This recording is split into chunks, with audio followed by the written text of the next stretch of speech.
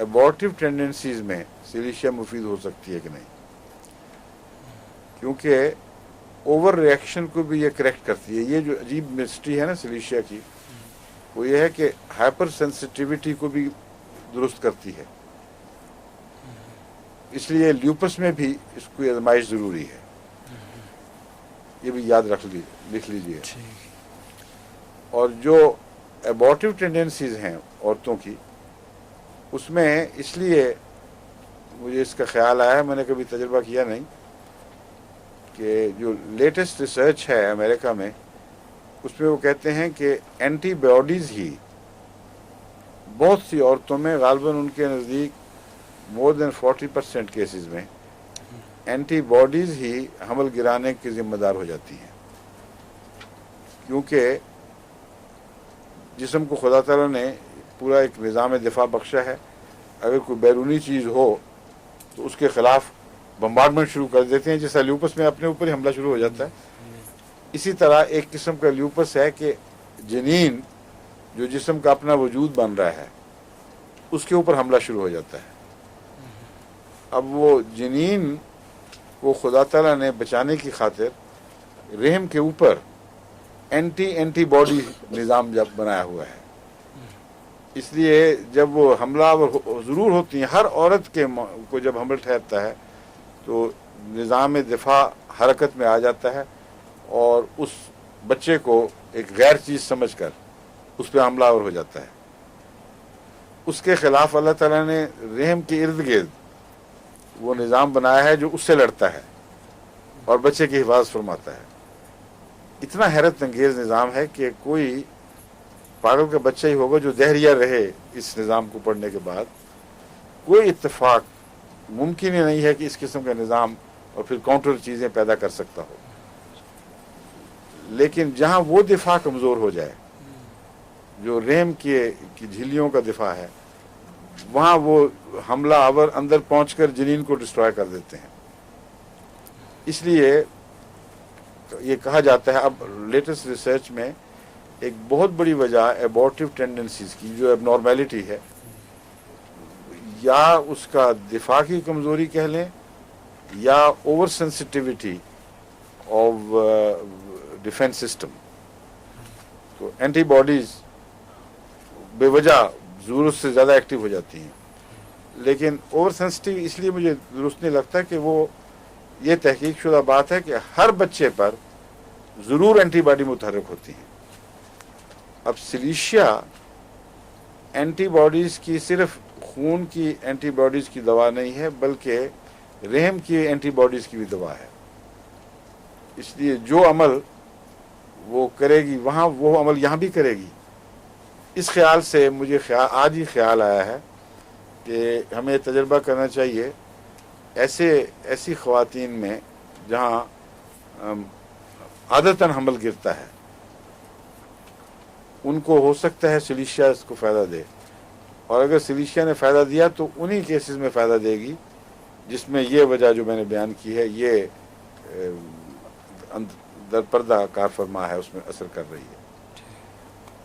और दूसरा सिलिशिया को कीड़ों के मुतालिक मैंने आपसे कहा है, उसमें इस्तेमाल करके देखें। इसमें रहम का जिक्र अब चल पड़ा है, तो मैं इस अपनी क्लासेस को सिर्फ एक दवा से सिर्फ महदूद नहीं रखता, बल्कि मुतफरक बातें बयान करता रहता हूँ जो उस वक्त याद आ जाती हैं। उसकी वजह यह है कि मैंने शुरू से ही आपको बताया था कि मेरा ये इरादा नहीं कि पूरा मटीरियल मेडिका ए से बी तक सारा पढ़ाऊँ। मेरा मकसद सिर्फ इतना है कि होम्योपैथिक निज़ाम को गहराई से समझने की सलाहियत पैदा हो जाए अहमदी होम्योपैथ में, या जो भी बनना चाहते हैं, और इतना शौक़ पैदा हो जाए और अमूमी मिजाज समझ लें कि फिर वो ख़ुद मुतालिया करें। तो बाद लोग मुझे लिख रहे हैं कि हम आपके लेक्चर से होम्योपैथिक मटीरियल मेडिका बनाना चाहते हैं। तो उनको मेरा जवाब यही है कि मटीरियल मेडिका तो मैं मेरे जहन में रख ही नहीं रहा कि मटीरियल मेडिका को मद्देनज़र रख कर पूरा लेक्चर दूँ। मेरा मकसद सिर्फ इतना है कि मटीरियल मेडिका को समझने में मेरे लेक्चर मुमिद साबित हों, और अपने तौर पर भी जब अहमदी मुतालिया करें तो जिस तरह मैं बाज़ बातें सोच कर बाज़ बातें पहचानने की कोशिश करता हूँ, وہ اس مزاج میں میرے شریک ہوں، کیونکہ اس سے مجھے فائدہ بہت پہنچا ہے، اس سے ان کو بھی اپنے مطالعہ میں کافی فائدہ پہنچے گا، اور ایک دفعہ دلچسپی ہو جائے تو پھر کتابیں ضرور پڑھنی ہوں گی، کیونکہ یہ نہیں ہو سکتا کہ میں سارے لیکچرز ساری دواؤں پہ لیکچر دے دوں اور اس کی تفصیل بیان کروں، اتنا میرے پاس وقت نہیں ہے۔ میرا خیال ہے سال 1.5 سال تک میں انشاءاللہ کوشش کر کے اتنا وقت نکال لوں گا، پھر یہی دہرائے جایا کریں گے، اور باقی جو آپ اپنا مطالعہ خود وسیع کریں گے تو آپ کو ہومیوپیتھک سمجھنے میں فائدہ پہنچے گا انشاءاللہ۔ اس لیے میں بات جہاں جہاں جو بات یاد آتی ہے وہ ساتھ بیان کرتا چلا جاتا ہوں۔ تو حمل کے گرنے میں یا حمل نہ ٹھہرنے میں جو حد فاصل ہے وہ بہت بڑی نہیں ہے۔ حمل گرنے کے جو موجبات ہیں یا محرکات ہیں، بعض دفعہ وہی حمل نہ ٹھہرنے کے بھی بن جاتے ہیں، اس لیے ایسی دوائیں وہاں بھی استعمال کر کے دیکھنی چاہیے جہاں بچہ ہوتا ہی نہ ہو، اور وہاں بھی ان کا تجربہ کرنا چاہیے، کیونکہ بہت سے ایسے کیسز ہیں جن میں روٹین کی دوائیں کام نہیں کرتی۔ مثلا پلسٹیلا کے متعلق میرا تجربہ ہے کہ اگر عورت کا جسم موٹاپے کی طرف مائل ہو اور عام اور بیماریاں نہ ہوں، صحت بالکل ٹھیک ٹھاک دکھائی دے، اور ہاتھ پاؤں میں گرمی کا احساس پایا جائے، تو پلسٹیلا ایسی خواتین میں جو ہے نا ان کا بانجھ پن وہ دور کرنے میں بہت اچھا اثر دکھاتی ہے، لیکن بعض جگہ اس کی پرسنٹ زیادہ ہے، بعض جگہ کم ہے۔ پاکستان میں میرے تجربے میں جو پلسٹیلا کے کیسز آتے تھے وہ مثلاً قریباً 25-30% عورتیں بھی فائدہ اٹھاتی تھیں اس سے، اور یورپ میں اور امریکہ کے مریضوں میں بہت کم تعداد ہے، ان کو دوسری دوائیں دینی پڑتی ہیں پھر۔ تو ان کے خوراک کا نظام، ان کی آب و ہوا، یہ سارے اثرات ہیں جس کی وجہ سے کئی ایک امکانات پیدا ہوتے ہیں، کئی اور احتمال پیدا ہو جاتے ہیں۔ اس لیے بانجھ پن کے لیے بہت ہی زیادہ گہری تحقیق کی ضرورت ہے، اور فائدہ مند چیزوں کو ایک دوسرے سے ایکسچینج کرنے کی ضرورت ہے۔ تو جن کے تجربے میں کوئی دوائیں ہیں وہ ان کو چاہیے کہ وہ مجھے بتائیں۔ اس ضمن میں ایک ہمارے میر عبداللطیف صاحب ہیں جو آج کل جرمنی میں ہیں، انہوں نے اپنے اللہ بخش صاحب تسنیم اپنے والد مرحوم کے بعض نسخے مجھے بھیجے تھے، وہ ہومیوپیتھک تو نہیں ہیں لیکن کہتے ہیں بہت ہی مؤثر ہیں۔ اس سے وہ جو گھوڑے کا کہ جہاں کہتے ہیں نا پر ہوتے تھے ناخونہ سے، کیا کہتے ہیں اس چیز کو، گھوڑے کی ٹانگوں کے اندر ٹخنوں کے پاس وہ جو ایک کھردرا سا کھرینٹ سا آیا ہوا ہوتا ہے، اس سے کاٹ کے غالباً وہ دوائی بنتی ہے۔ مگر سلیم ان کو لکھ کے اس دوا بنانے کا پورا طریقہ معلوم کرو، اس کا بھی بانجھ پن سے بھی تعلق ہے، اور بچہ لڑکے پیدا ہونے سے کہتے ہیں اس کا بڑا گہرا تعلق ہے۔ ان سے میں نے کہا تھا آپ پہلے مجھے مثالیں دیں کہ آپ کے علم میں کتنی مثالیں ہیں کہ فلاں کو دوائی دی گئی، پہلے کیا اولاد تھی، بعد میں کیا ہوا۔ تو پرسوں ہی مجھے ان کا خط ملا ہے، اس میں انہوں نے اتنی مثالیں دے دی ہیں کہ میں اس پہ تجربے کروا سکوں باقیوں سے بھی۔ تو ان سے نسخہ منگوا لو، وہ بھی انشاءاللہ استعمال کر کے دیکھیں گے۔ یہ وہی تو نہیں جیسے ہارس گریس بھی کہتے ہیں؟ ہارس گریس یہ نہیں ہوتی، اس میں ہے کوئی اور، وہ تو کسی اور یا سمندری چیز کا یا کسی اور جڑی بوٹی وغیرہ میں سے نکلنے والی چیز ہے۔ ہارس گریس کو مجھے یاد کرانا، میں جا کے چیک کر لوں گا، ڈکشنری میں مل جائے گا۔ یہ جہاں تک میں سمجھا تھا ان کے خط سے، میں نے ابھی مجھے اس پہ تحقیق کا وقت نہیں ملا، کیونکہ وہ جو نام انہوں نے بیان کیا تھا وہ عام اردو میں رائج کوئی ایسا نام نہیں ہے جو فوراً سمجھ آ جائے، وہ طب میں استعمال ہونے والا نام ہے۔ میں یہ سمجھا تھا کہ کہا جاتا ہے کہ ٹانگوں کے نیچے جو 2 کھرنڈ ہیں وہ پرانے زمانے میں گھوڑوں کے پر ہوا کرتے ہیں، ایک کہانی بنی ہوئی ہے، لیجنڈ ہے کہ پر وہاں ہوا کرتے تھے، تو وہ چونکہ پر ختم ہو گئے، جھڑ گئے، اس پروں کی جگہ کا نشان باقی ہے. وہ ٹخنوں کے طرف اندر کی طرف ایک موٹا سا کرنٹ سا ہوتا ہے، اس کو اس کا کنارہ چھیل کر غالباً اس سے دوائی بنتی ہے، لیکن ہو سکتا ہے بالکل کوئی اور چیز ہو، اس لیے پوچھ لو ان سے، وہ سن بھی رہے ہوں شاید. تو مجھے دوا کا طریقے استعمال بھی بھجوائیں، احتیاطیں، غذا کی کیا کیا احتیاطیں. طب میں تو یہ چیزیں بہت زیادہ اہم ہوتی ہیں کہ ساتھ کیا کہیں دودھ پلانا ہے یا کچھ اور کرنا ہے. وہ خشکی، گرمی، سردی، یہ چیزیں طب میں بہت نمایاں ہوتی ہیں. ہاں، اس ضمن میں آپ سے یہ عرض کرنا چاہتا تھا کہ میں نے ایک دفعہ بتایا تھا کہ فاسفورس اس میں مفید ہے بانجھ پن میں. بتایا تھا کہ نہیں فاسفورس کے ذکر میں؟ ہاں، لو جن کو پتہ ہو، یاد ہونا چاہیے، ان کو یاد ہے، اور مرد جو بالکل بے پرواہ ہیں ان باتوں میں کہ کیا ہوتا ہے عورتوں سے، ان کو یاد نہیں رہا. بتایا تھا کہ نہیں؟ ہاں، دیکھو سب کو یاد ہے. وہاں ایک کمبینیشن میں استعمال کیا کرتا ہوں موٹاپے کے خلاف، اور موٹاپے کی بہت سی دوائیں ہیں، مگر زیادہ تر یہ اس لیے استعمال کرتا ہوں، موٹاپا عمومی نہیں بلکہ زیادہ تر اینٹی کولسٹرول دوائی کے طور پر استعمال کرتا ہوں. اس کے تجربے میں، اس کے استعمال کے دوران میرے علم میں یہ بات آئی کہ عموماً یہ فربہی کا رجحان بھی دور کرتی ہے یہ دوا، اور اینٹی کولسٹرول کے طور پر بہت مؤثر ہے. اس میں 3 دوائیں ہیں جو ملاتا ہوں میں. ایک ہے کولیسٹرینم، CHOLESTRINUM، کولیسٹرینم، CHOL کول ESTRINUM، کولیسٹرینم 30 میں. ایک ہے فائٹولاکا، PHYTO، فائٹو، LACCA، فائٹولاکا 30 میں. ایک فاسفورس 30 میں.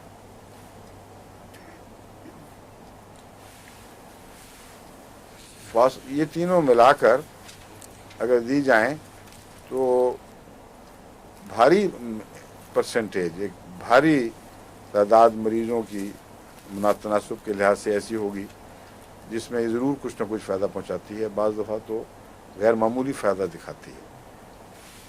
یہاں تک کہ بعض چوٹی کے سرجنز نے اس بات کی گواہی دی ہے، ہارٹ کے سرجنز اور اسی طرح فزیشنز نے، کہ جب ان کے ہاں دوسری رائج دوائیں کام نہیں کر رہی تھیں، کہ جب انہوں نے استعمال کروائی تو ان کے مریضوں میں نمایاں فرق پڑا. 1 مہینے کے اندر اندر جب ٹیسٹ کیے گئے تو بالکل مختلف کیفیت تھی. فاسفورس تو ویسے ہی بہت گہری دوا ہے، لیکن فاسفورس کے متعلق میں جو بات کہنا چاہتا ہوں وہ یہ ہے کہ بعض دفعہ جو فیلوپین ٹیوبز کے بند ہونے، ان کے اوپر چربیاں بیٹھنے، ان کی وجہ سے بھی حمل میں دقت پیدا ہو جاتی ہے، حمل ٹھہرنے میں. اور مغربی دنیا میں جہاں غذائیں اچھی ہیں وہاں اس بات کا زیادہ احتمال ہے کہ یہ وجہ بھی بنتی ہو. اس لیے یہی کمبینیشن میں نے آج کل تجربتاً شروع کرایا ہوا ہے، کیونکہ سلیم بھیج رہے ہو نا. جو آج کل جو مجھے خط آتے ہیں میں تجربے کی خاطر اب یہ دے رہا ہوں ان کو. پہلے تو ان کے علامتیں پوچھ کے غور کر کے دیتا تھا. یہ میں معلوم کرنا چاہتا ہوں کہ کتنے فیصد کیسز میں اور کس قسم کے کیسز میں اس دوا نے فائدہ پہنچایا ہے. اگر یہ فائدہ پہنچائے گی تو غالباً یہ چند مہینے تو ضرور لگیں گے، وہ آہستہ آہستہ تبدیلیاں پیدا ہوتی ہیں. مگر فاسفورس کے متعلق میں یہ احتیاط بتانا چاہتا ہوں کہ اول جب آپ یہ علاج شروع کریں تو پہلے بغیر فاسفورس کے فائٹولاکا اور کولیسٹرینم ہی دیں، کیونکہ فاسفورس کا لمبا بے احتیاط استعمال کئی قسم کی خرابیاں پیدا کر سکتا ہے. بہت ڈیپ ایکٹنگ دوا ہے فاسفورس، چونکہ سرخ خون کو کے جریان کو روکنے کی دوا ہے، اس لیے یہ خطرہ ہے کہ سرخ خون اتنا گاڑھا نہ ہو جائے فاسفورس کے عمل سے کہ یہ خود خطرہ بن جائے، بجائے اس کے کہ اینٹی کلوٹنگ کے طور پر یہ کام کرے، یہ خود خطرہ بن جائے۔ ایک معاملے میں مجھے یاد ہے، ایک مریض نے مجھے کچھ علامتیں بتائیں کہ یہ دوائی میں کھا رہا ہوں تو یہ اس قسم کی علامتیں ظاہر ہوئی ہیں، اس پہ مجھے کچھ خطرہ محسوس ہوا۔ جب اس کا ٹیسٹ کروایا گیا تو پتہ چلا کہ اس کا خون بہت گاڑھا ہو گیا تھا۔ تو وہ چونکہ سرخ خون کے جریان کو روکنے والی چیزیں ضرور گاڑھا کرتی ہوگی، یعنی ضرور نہیں، امکان ہے۔ جب وہ اس کو میں نے چھڑوا دی تو ٹھیک ہو گیا۔ تو اس لیے بہت احتیاط سے بعض دفعہ ایلوپیتھک ٹیسٹوں سے بھی فائدہ اٹھانا چاہیے۔ مثلا کالی فاس ہم دیتے ہیں اور عام دوا ہے، بڑی کثرت سے لوگ بلکہ بے احتیاطی سے بھی ہومیوپیتھ کالی فاس استعمال کرتے ہیں۔ ٹونک ہے، ایک انسانی ہر قسم کے اعضاء کو طاقت دیتی ہے، لیکن بعض پہلوؤں سے بہت خطرناک ہے۔ اگر آنکھیں بند کر کے اس کو لمبا عرصہ کھلایا جائے تو بجائے اس جسم کے اندر کالی فاس پوٹیشیم فاسفیٹ کی مقدار خون کے اندر اتنی بڑھا دیتا ہے کہ الیکٹرولائٹ کا تناسب بگڑ جاتا ہے۔ اور بعض احمدی ڈاکٹروں نے جن کو میں نے یہ ان سے گفتگو ہو چکی تھی، ان کے پاس ذرائع مہیا تھے، وہ ٹیسٹ کروائیں، انہوں نے ٹیسٹ کر کے مجھے بتایا ہے کہ بعض دفعہ 6 گنا زیادہ مقدار پائی گئی، اور قریب تھا کہ اچانک وہ مریض فوت ہو جاتا، کیونکہ کالی فاس جب ایک حد سے زیادہ بڑھ جائے تو پھر بغیر بیماری کے سڈنلی کلیپس کر جاتا ہے مریض اور سڈن ڈیتھ ہو جاتی ہے۔ تو وہ کہتے ہیں شکر خدا کا ہم نے ٹیسٹ کروا لیا، تو پھر کہتے ہیں میں نے کالی فاس رکوائی، اور جب وہ رکوائی تو چند 1-2 ہفتے کے اندر دیکھتے دیکھتے خود بخود وہ واپس نارمل پہ آ گئی۔ پھر بعض ہمارے بیبی ٹونک کے نام پر لوگوں کو فاسز دیتے ہیں، اور میں نے دیکھا ہے فاسز میں 1-2 اور چیزیں شامل ملاتے ہیں، اکثر 5 فاسز ہی ہوتی ہیں۔ ان کے اندھا دھند استعمال سے بعض دفعہ بلڈ کینسر ہو جاتا ہے، لیوکیمیا ہو جاتا ہے، کیونکہ یہ خون کا جو الیکٹرولائٹ ہے یہ بہت اہمیت رکھتا ہے۔ الیکٹرولائٹ ڈاکٹر صاحب کہتے ہیں ان مادوں کو کہتے ہیں جو اس لیکوڈ کے اندر موجود، اسی کو آپ الیکٹرولائٹ کہتے ہیں نا۔ مگر ہم جب ہومیوپیتھی میں الیکٹرولائٹ کہتے ہیں تو مراد ہے وہ سارا سسٹم جس میں 12 سالٹس ہوتے ہیں ٹیسو والے، اور وہ جس محلول میں لٹکے ہوئے ہوتے ہیں، سارے نظام کو ہم ہومیوپیتھی میں عموماً اشارے کے طور پہ الیکٹرولائٹ سسٹم کہہ دیتے ہیں۔ تو الیکٹرولائٹ سسٹم کا توازن اگر بگڑے تو سارے گہرے، یعنی جسم کے اندر جو غدود ہیں جو بہت ہی گہرے اثرات پیدا کرنے والے مادے خارج کرتے رہتے ہیں، بے حد کمپلیکیٹڈ نظام ہے انسان کے اندر، اس کے اوپر وہ اثر انداز ہوتے ہیں پھر۔ اور بعض پیچیٹری گلینڈ، بعض دفعہ کوئی اور گلینڈ کام کرنا چھوڑ دیں گے یا اوور ایکٹیو ہو جائیں گے، اس قسم کے بد اثرات پیدا ہوتے ہیں۔ تو الیکٹرولائٹ کا استعمال، یعنی 12 ٹیسوز کا استعمال جتنا ہومیوپیتھ بے احتیاطی سے کرتے ہیں، یہ سمجھ کے کہ یہ تو کچھ بھی نہیں، 6x ہے، معمولی چیز ہے، اتنا ہی زیادہ خطرناک ہے یہ چیز۔ ہومیوپیتھی کی دوسری دواؤں میں یہ خطرہ بہت کم ہے بنسبت اس کے، کیونکہ یہ 6x ہونے کی وجہ سے یہ کروڈ فارم کے بہت قریب ہے، اس لیے بعض دفعہ یہ پروونگ کرتی ہے، یعنی کالی فاس کی اتنی مقدار ہوتی ہی نہیں اس کے اندر، ٹکیا کے اندر، کہ وہ کالی فاس یعنی پوٹیشیم فاسفیٹ کو خون میں بڑھا سکے، اور وہ 6 مہینے بھی کھلائیں تو اس سے بہت زیادہ انٹیک ہمارا نارملی غذا کے ذریعے پوٹیشیم فاسفیٹ کا ہو رہا ہے۔ اس لیے یہ مہمہ جو ہے کہ کیوں کالی فاس کھانے سے بڑھتا ہے، اس کا سوائے اس کے کوئی حل نہیں کہ اس نے پروونگ کر دی ہے، اور پروونگ کے نتیجے میں جس چیز کو اس کو ہٹانا چاہیے تھا اس چیز کو پیدا کر رہی ہے۔ تو کالی فاس اصل میں ایکسیسو اثرات جو ہیں پوٹیشیم فاسفیٹ کے، اس کو مٹانے کی خاطر استعمال ہوگی، اس کی کمی کو دور کرنے کے لیے نہیں، بلکہ ضرورت سے زیادہ جو پوٹیشیم فاسفیٹ کے مثبت اثرات جسم میں پڑ کر بیماری بن جاتے ہیں ان کو کم کرنے کے لیے دیتے ہیں. جب پروونگ کرتے ہیں تو وہی مثبت اثرات پیدا ہونے شروع ہو جاتے ہیں بجائے اس کا منفی اثر پیدا ہونے کے. تو یہ صرف کالی فاس سے تعلق نہیں رکھتی ہے, یہ سلیشیا سے بھی تعلق رکھتی ہے, بات نیٹرمیور سے بھی تعلق رکھتی ہے.